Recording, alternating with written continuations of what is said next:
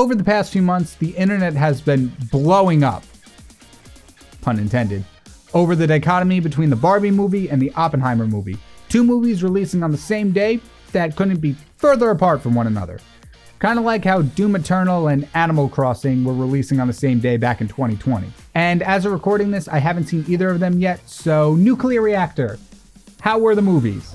Hey guys, what's up? It's the Nuclear Reactor here, and as you would expect from me, I just got back from the Barbie movie. Great answer. So, I wanted to hop on the trend and see what would happen if Barbie and Oppenheimer switched genres, throwing Barbie into a dreary as 1940 New York and Oppenheimer into a sunny beach town.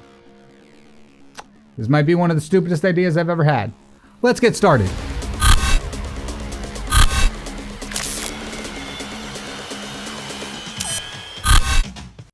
Growing up, Barbara wanted to do it all. She seemed to have an interest in everything and pursued each one of her hobbies to a professional level, sometimes balancing up to 5 jobs at once. Everyone was worried that she would burn herself out at some point, but Barbara's sheer passion for everything kept her going. By the time she was 40, Barbara had been a doctor, a fashion designer, a swimmer, and a whole bunch of other things. But there was just one area she excelled in over all the others, and that was science, specifically physics and chemistry. Through her time pursuing all her interests, Barbara made tons of connections and amazing first impressions. She spent a portion of her life studying at the University of Cambridge in England, where she worked with other prominent scientists to further the understanding of atomic research. Then, in 1939, President Theodore Roosevelt personally asked Barbara to be a part of the Manhattan Project to research and develop possible uses of nuclear fission for the military. Barbara spent countless hours working with other scientists to master the atom and develop the first atomic bomb. All their efforts paid off years later, when Barbara and her team were set to launch the first test of the atom bomb. Gathered in concrete bunkers about 5 miles away from Ground Zero, Barbara and the rest of the scientists held their breaths as the clock ticked down to detonation. As the bomb went off, Barbara felt the searing heat from the explosion. She looked into the blinding white light, contemplating what they'd done. Together, Barbara and her team created a bomb with an explosion magnitude equivalent to about 20,000 tons of TNT. Today was a new era of mankind, the atomic era. In her life, Barbie had been everything at least once. But now, she had become death, the destroyer of worlds. Now, while writing the script, I went back to some of the other digital painting videos I did, and I realized at least once per video, I have to mention how hard the story was to write.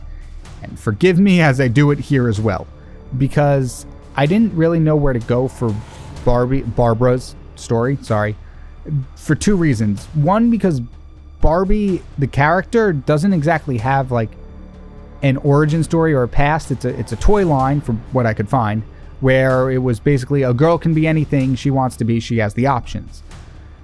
And for the second reason is everything surrounding J Robert Oppenheimer and the atomic bomb actually happened. Like, real people were involved. And if this was 2020 and I was combining Doom and Animal Crossing, that's easy. Doom guy runs a town, Isabella slays demons, bing bang bong, done. But there's an extra layer added to when real people are involved and affected with this.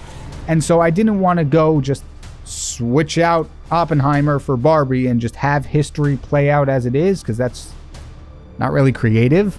And also, I really did want to play up the Barbie has been everything in her time as a existing character.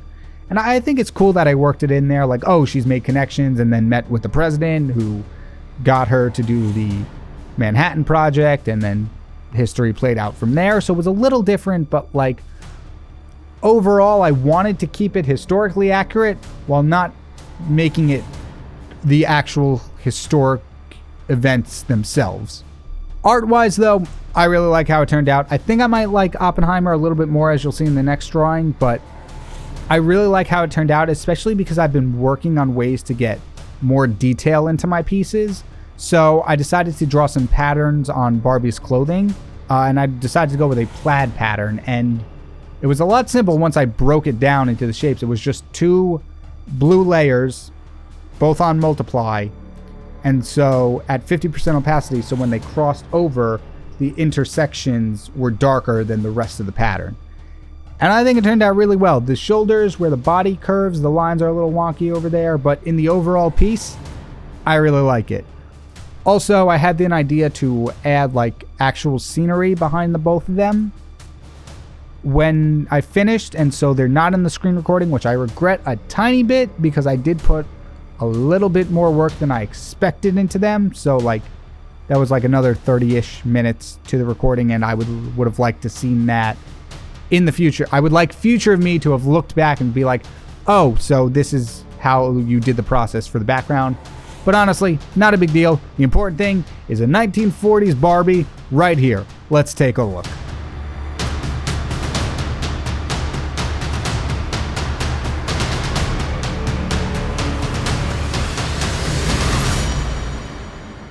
I am become death, the destroyer of cocktails. KyngPin raised a glass in a toast to the beach party. They did this every night, though they never really had a specific reason to celebrate. Barbie Land was a place without issue. Everything was perfect. Barbies held all the important roles in societies, like doctors and scientists, while all the Kens spent their time on the beach, surfing, playing volleyball, and debating with each other whether the real name of the sport was volleyball or not. KyngPin was originally a brilliant scientist who grew up in New York, and even got an undergraduate degree at Harvard. But although he understood all the scientific jargon, it never particularly interested him. Then, one day while he was teaching at the University of California, he caught sight of a man and a woman dressed in vibrant outfits running around and causing a ruckus on campus. They were trying to talk to people and getting in their faces, all while wearing huge, jubilant smiles. After watching them for a while, he concluded that the two weren't stupid, they were just confused. But they weren't downtrodden by it. They saw this unknown as a new adventure. Ken was fascinated by the two, and so he approached them. He asked them what they were doing and what they hoped to gain from approaching random people. It was the woman who spoke. She said her name was Barbie and that the two of them came from a bright and wonderful place called Barbie Land, where nothing is ever wrong. Well, nothing was ever wrong, until recently when Barbie started noticing that the perfect world she was living in was starting to turn into just a great world.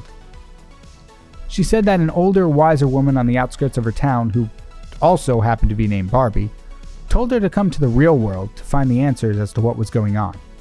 That was all she said before she hurriedly excused herself and ran off with the man trailing behind her.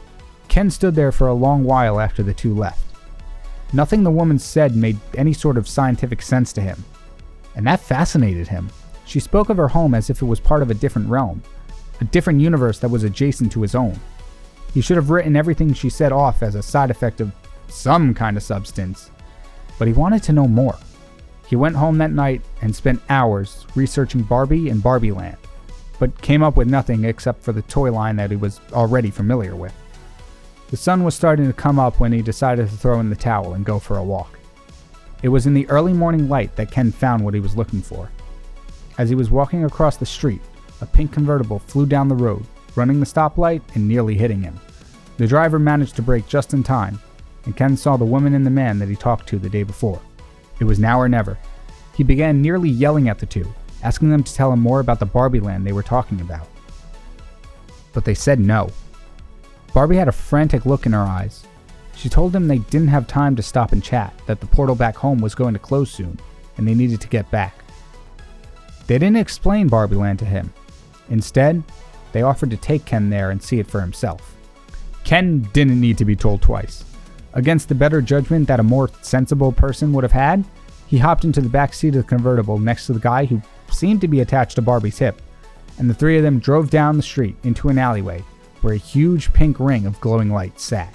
Barbie floored the gas, and soon the three of them were out of the early morning dawn of California and into the bright pink world of Barbie Land, where everything was perfect once again. Now, water break.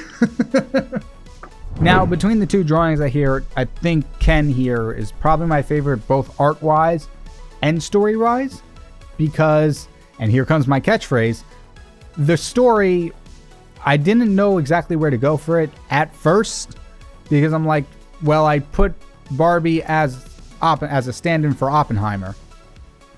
I can do Oppenheimer as a stand-in for Barbie, but as I mentioned before, Barbie doesn't really have an origin story to replace details with. But then I was looking up the plot of the Barbie movie and decided, what if I did a reverse of that? So instead of everything going wrong in Barbie's world and she has to come to the real world, it was Oppenheimer just kind of wasn't happy with his life as a scientist and wanted something more fantastical. And so he runs into Barbie and she takes him to Barbie Land where he lives the rest of his life. I thought that was a really cool idea, and once I had that idea down, the rest just kind of flowed into place. So I love it. And here, as I was talking about more details and more detailed rendering that I was doing, this is where it really came to effect, because I had to do the denim rendering on the vest he has, the rendering on the glass and the drink inside the glass, and also his hand behind the glass, behind the drink. And then with also the little kind of beachy designs on his swim trunks, and then the cross hatching on the flip-flop. I did a lot of rendering that I don't do on a normal basis, that I'm going to do going forward, obviously, in this one that I'm really proud of. And not to mention, I also changed things up a bit by drawing him sitting down, which I don't have much experience with, but I think it worked. Other than his foot's looking a little wonky, but the overall thing I'm very happy with. And overall, this one was fun, but also tricky to work with, because it was drawing with the likeness of an existing person in mind.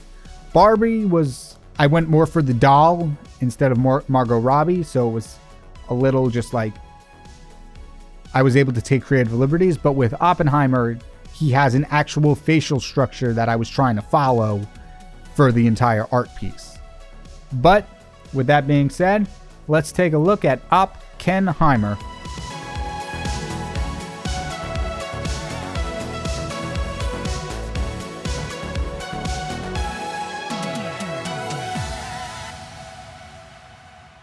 This might have been one of the stupidest ideas I've ever had this year,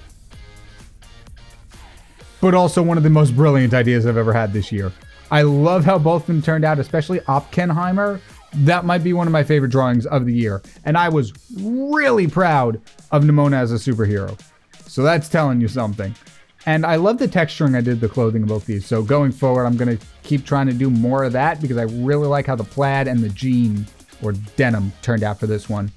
But I hope you all liked the video. And if you did, feel free to show your support by hitting the like button down below. But you got to do it quick, because you only have like 10 seconds to do so. Look, there's even a little timer counting down right now. So if you don't do it within that many seconds now, you may never get the chance again. Do it? Awesome. Thank you. And if you want to see more videos from me, you can check out what would happen if Nimona characters were superheroes up at the top, and then a whole bunch of other cool looking videos down here. Thank you all so much for watching. I've been KyngPin Creation, and I'll see you next time. Take care, everybody.